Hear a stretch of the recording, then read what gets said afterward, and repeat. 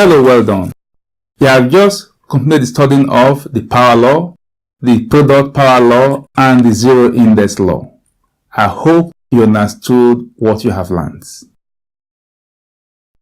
In this segment, we shall be looking at the negative index law, the root index law, and the fraction index law.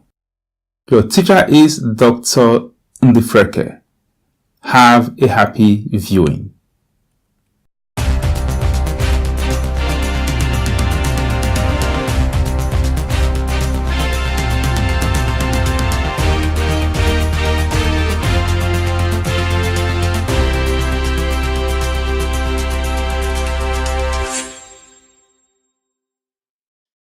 This is the sixth law.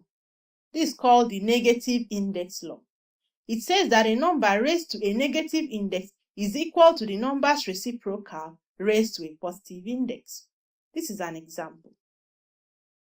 If you have a raised to power minus n, it is equal to writing 1 over a raised to power n. So you see that this number, which is raised to the negative index, is equal to the reciprocal. So this is the reciprocal here. You are writing 1 over a raised to a positive index. So a raised to power minus n equal to 1 all over a raised to power n. So if you're given an example to find 2 raised to power minus 4, you simply write its reciprocal with a positive index as 1 all over 2 raised to power 4, and which is equal to 1 divided by 2 times 2 times 2 times 2, which is equal to 1 divided by 16. Now this is an example for you to try. What is 3 raised to power minus 2? That is simply 1 all over 3 squared, which is equal to 1 over 9.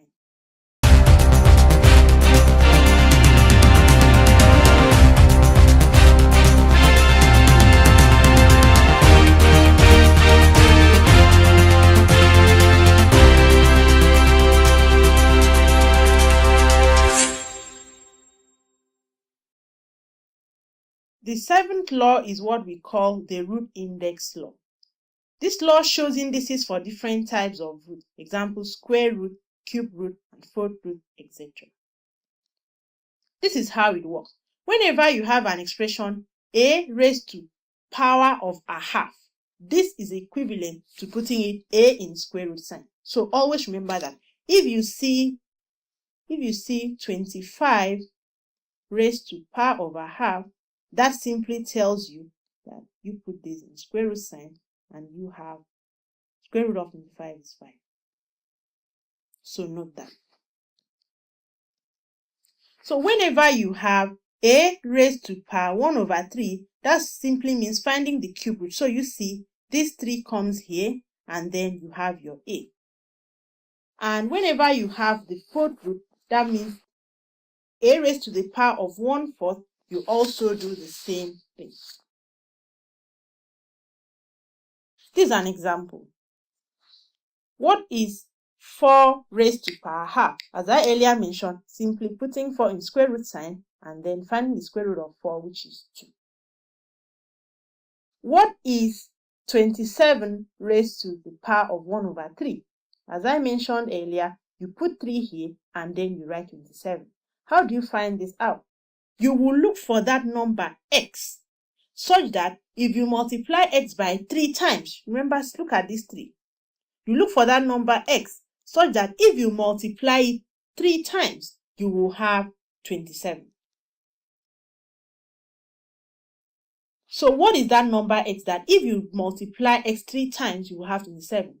So which number is it that if you have x times x times x, you will have 27? That number is 3. Because if you say 3 times 3 times 3, your answer is 27. So that is why we have 3 here. These are examples for you to try. What is 25 raised to power half, and what is 81 raised to the power of 1 over 4? 25 raised to power half is simply putting 25 in square root sign and then you find that 25 equals, square root of 25 equals to 5. And what is 81 raised to 1 over 4? Simply 81, 1 all over 4. So you write 4 here, and then you have 81. Then you look for that x, such that, or that y, let's call it a y this time. You look for that y, that number y, such that if you multiply y 4 times, you have 81. What is that number? So if you have y times y times y times y, you have 81. What is that number? No, that number is 3. Because if you say 3 times 3 times 3 times 3, you will have 81. So that is why we have that here.